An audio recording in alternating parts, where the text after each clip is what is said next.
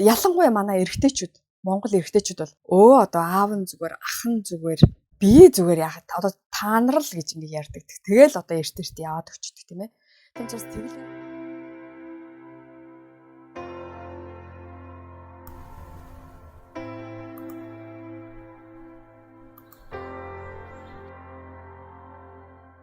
Сайн байна уу? Ирцайсгийн заяа мэджилж байна. Та бүхэндээ энэ өдрийн мэндийг хүргье. За ингээд 2026 оны шинэ бичлэгээрээ та бүхэнтэйгээ уулзч чадаа баяртай байна.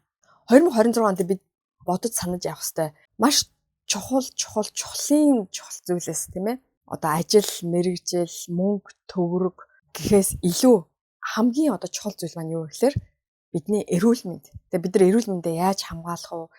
Эрүүл мэндээ яаж сайжруулах вэ гэдэгтээ бид нар ялангуяа одоо манай монголчууд тэрэн дээр анхаарах цагт болжээ гэж зөвхөн миний зүгээс харж байгаа.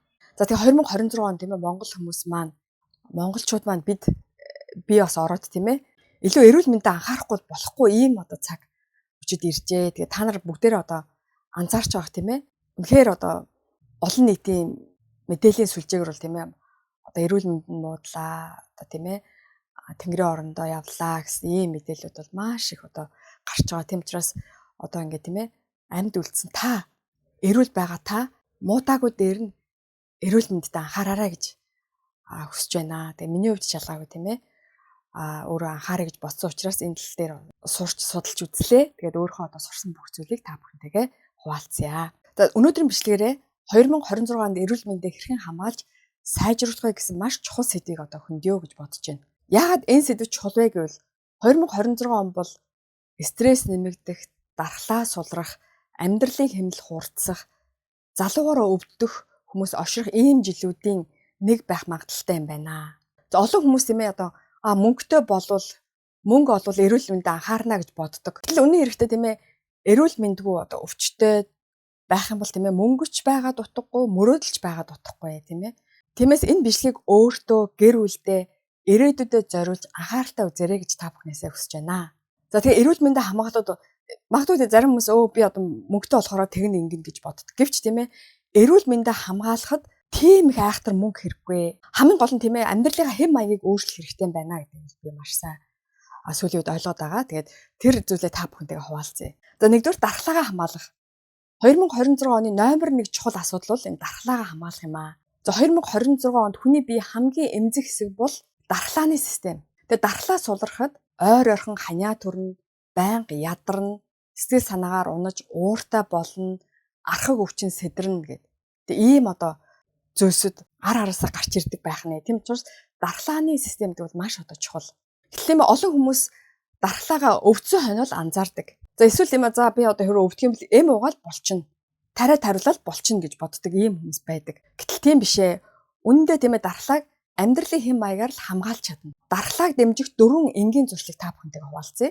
Нэгдүгээрт нь өглөө босоод бүлээн ус уух. Хоёрдугаарт нь шөнө 22 цагаас 23 цагийн хооронд унтаж хэвших. Гуравдугаарт нь 7 хоногт дор хаяж 3 удаа хөлс гарах хөдөлгөөн хийх. Дөрөвдүгээрт нь витамин D, C-г эмчийн заалтаар хэрэглэх. За тэгээ нэг санаж авах зүйл болохоор дархлаа бол биеийн дотоод хамгаалагч цэрэг юм аа. Дархлааны системээ дэмжинэ гэдэг маань одоо сая миний дурдсан зүйлийг ингээд сонсоод ирсэн гэл тийм айхтар их мөнгө орвол тийм айхтар их цаг зараад авах зүйл биш. Ерөөсөө л бид нар өөрсдийнхөө өнөөдрийн хүртэл явж ирсэн амьдралын хэм маягаа тийм ээ эргэж нэг хараад за би яг ямар одоо хөвчлөр амьдарч байна гэдгээ сайн одоо бодож үзээд тийм ээ өөрийгөө дүгнэж үзээд энэ дээр би болохгүй юм байна. Энийгээ засъя. Энэ дээрээ би жоохон сайжруулаад өгье гэх мэтээр ингээд засчихад л болохоор зүйл байгаа байхгүй. За хоёрдугаарт нь стрессээ удирдах сурах. 2026 онд хүмүүсийг өршлүүлж байгаа хамгийн том шалтгаан бол стресс. За тэгвэл стрессээс юу одоо бий болдгийм бэ? Даралт ихсэн, зүрх өвдөн, нойр алдагдана, жин нэмэгдэнэ, сэтгэл готрол үүсдэг. Тэгээ хамгийн аюултай нь болохоор тийм ээ хүн өөрийгөө стресс орсноо ердөө анзаардаггүй. Тэгээ стресстэй л ингээд амьдрал стресстэй л ингээд яваад байдаг тийм ээ. Гэвч тэр манд бидний одоо сэтгэл санааг ч гэсэн маш одоо хэцүү болгож яадаг. Түүгээр дамжуулаад бидний эрүүл мэндийг одоо ингээд баг багаар ингээд өвчтөй болгоод шимэгч хорхоо ингээд ямар нэг юм шимээд ингээд идэ явдаг шиг ингээд бидний эрүүл мэндийг муудуулаад яваад байдаг. Тийм учраас тэгээ өөрийнхөө тийм ээ сэтгэл санаа маань хэр байна аа? Би аз жаргалтай тайван байж чадчихэв нөө? Эсвэл одоо стрессэд ингээд зовоод яваад байна уу гэдэг өөрөө маш сайн одоо анзаарч явах хэрэгтэй юм байна. За тэгвэл стрессээ багасгах дадлыг та бүхэндээ хуваалцъя. Өдөрт 10 удаа гүн амьсгал авч гаргах. Тэгээ энэ бол хамгийн багадаа гэсэн үг тийм ээ. Тэгээд одоо энэ юу гэсэн үг вэ гэхээр одоо бясалгал хийнэ гэсэн үг тийм ээ. Бясалгал багчлтгой хаж тийм ээ. Бүр тийм ээ 1 минут ч болтгой түр азнаад тийм ээ. Ингээд бүр яарсан, сандарсан, стресс бүр тэр үедээ бүр гүн амьсгал аваад гаргаж, гүн амьсгал аваад гаргах. Өөртөө тэр жоохон ч гэсэн цагийг өөртөө гаргах хэрэгтэй. За дараагийнх нь болохоор унтаас 1 цагийн өмнө утсаа холдуулах. Гар утас гэдэг чинь бол ерөөсөө хамгийн гол дайсан байгаа шүү. Гар утаснасаа аль болохоор хол байж хэрэгтэй. Дараагийнх нь болохоор өөртөөгөө ярилцах. Би бүхнийг төгсхийг алдгээ. Тэг ялангуяа би өөрөө эмэгтэй учраас бас эмэгтэй хүмүүс тийм ээ ээж нарт хэлмээр юм тийм ээ. Хүүхдүүдийнхаа төлөө, нөхрийнхөө төлөө, гэр бүлийнхаа төлөө тэгэл ингээний тэгээд өчөөс тэрийн тэгээд өчөөсөө гэл тийм ээ баг өөрийгөө ч бодох завгүй ингээл явдаг. А за энийг одоо ингээд сайн хийгээд өччихюмсан. Тэг шаардлага байхгүй тийм ээ. Хамгийн гол нь тийм ээ. Ээж эрүүл байвал ээж аз жаргалтай гэрэлгээд 50 байх юм бол тэр гэрэл угаасаа л 50. Тийм учраас та өөрийгөө 50 байлгахыг л бодох хэрэгтэй. Өөрийгөө 50 байлгаад өөрийгөө аз жаргалтай байлгахыг эхлээд бодох хэрэгтэй. Тэгэх юм бол аяанда танаа гэр бүл чинь 50 амгалан аз жаргалтай байна. Ерөөсөө ээж эмэгтэй хүн гэдэг бол маш чухал. Тэгвэл би бүхнийг одоо хийх гээл бүхнийг одоо сайхан байлгах гад би бүхнийг одоо төгсөх албагүй гэдэг өөртөө бүр сайн ойлгох хэрэгтэй. За дараагийнх нь болохоор эсгэл дотроо байгаа зүйлээ бичиж гаргах. За магадгүй яриад гаргах хүн байх юм бол яриад гаргаж болно. Хэлээд гарах хүнтэй бол тэрэндээ хэлээд гаргаж болно. Тийм байхгүй бол сайхан бичээд тийм ээ эсгэл дотор байгаа бухимдал, гуниг, харуулсал юу гэдгийг сайхан зүйлээ ч гэсэн бичээд ингээ гаргаж ивэл сайн. За тэгээд чимээгээ сууж бодлоо амраах. Ингээд бүр ингээд хитэн минут ч байсан болно. Зүгээр юу ч хийхгүй, юу ч бодохгүй зүгээр л ингээд сайхан амраад ингээд те суугаад ингээд өөрийгөө тархиа бодлоо ингээд амраагаад үзээрээд үнэхээр одоо гайхалтай үр дүн гардаг. За тэгээд санаж авах нэг зүйл юу гэхээр 50 амгалан оюун санаанд эрүүл бие оршино гэж тийм ээ. Таны сэтгэл санаа хэр сайхан одоо 50 амгалан байна. Тэр хэмжээгээр таны бие эрүүл байна гэсэн үг. За 3 дугаарх зүйл болохоор хоолоо эм болгох. За энэ бол одоо маш чухал. Бидний одоо тэгээ эрүүл мэндэд нөлөөж байгаа зүйл бол ерөөсөө л бидний өдөр тутмын хэрэглэж байгаа хоол хүнс. Одоо 2026 онд ходоод элэг цус ихээр өвчлөх хандлагатай байна. Тэгээ яагаад ингэж үзэж байгаа юм бэ гэхээр хүмүүс их төргөн хоол идэж байна, хит их чихэрлэг зүйл идэж байна. Шөнийн цагаар одоо хоол хүнс иддэг хүмүүс бас байдаг. Тэгээ энэ болгонд энэ одоо дадал зуршлаа бидний одоо эрүүл мэндийг ерөөсөө л өөрийнхөө биеийн дээр ингээл хор хийгээл байна гэсэн үг. Тийм учраас бид нар яах ёстой вэ? Багасгах 3 зүйл нь юу вэ гэхээр хийжүүлсэн ундаа, шарсан хуурсан хоол хүнс, тэгээ оройн 20 цагаас хойш нэг их юм идэхгүй байх. Тэгээ энэ 3 зүйл дээр одоо анхаарах хэрэгтэй байна. За тэгвэл бид нар хоол хүнсэн дээр юугаа одоо нэмж юун дээр анхаарах вэ гэхээр нэмэх 5 хүнс юу гэхээр навчит, ногоо. Хүнсийн ногоогоо сайн хэрэглэх хэрэгтэй гэсэн үг. Тэр дотроо ногоо тийм ээ навчит ногоогоо сайн одоо хэрэглээрээ. За тэгээ айраг тараг. За айраг тараг гэдэг маань одоо манай Монголд бол их байдаг зүйл ш тийм ээ. Энэ бол үнэхээр одоо бид нар сайн чанартай хэрэглэж чадах юм бол ашигтай бактери байж тийм ээ бидний одоо гэцний эрүүл мэндэд бас сайн нөлөө үзүүлнэ. Тэгээд загас, өндөг, ус. За өдөрт 1.5-аас 2 литр одоо ус уунаа. Ус уунаа гэхээр хэтэрхий их ус уугаад бас бие ядрааж болохгүй. Яг одоо энэ тохирсон хэмжээнд нь усыг одоо ууж хэрэглэнэ. За тэгээд санаж явах ёстой нэг зүйл юу гэхээр юу идэн тийм бие бүрдүүлнэ та. Учраас бидний эрүүл мэндэд хамгийн одоо шууд нөлөөж байгаа зүйл юу бидний идэж байгаа зүйл. Тэг юу идэн та тийм биетэй л болно гэсэн үг. За дөрөвдүгüрт нь дасгал хөдөлгөөн. За дасгал хөдөлгөөн гэхээр тийм ээ заавал нь одоо зааланд очиж тоглох ч юм уу эсвэл одоо фитнес жимд явах ч юм уу тийм ээ. Мэдээж одоо тийм боломжинд байвал одоо явбал мэдээ сайн байх. А хэрвээ тийм биш тохиолдолд тийм ээ өдөр бүрийн тэр одоо тэр хөдөлгөөн гэдэг бол одоо маш чухал юм байна. За олон хүмүүс юу гэж боддог гэхээр тийм ээ надад зав алгаа гэж хэлдэг. Тэгэл би завгүй байгаа юм чинь юу вэ зав алга. За эсвэл би одоо ажилдаа явахдаа алхаад ингээд яадаг юм чинь зүгээр гэж. Гэтэ яг тэр мэдээж зүгээр сайн. А гэхдээ дасгал хөдөлгөөнгүй байдал бол одоо чимээгүй өхөл. Би ер нь дасгал хөдөлгөөнд дургүй хүн. Би угаасаа биеийн тамирт дургүй хүн ч гэдэг юм ба тийм ээ.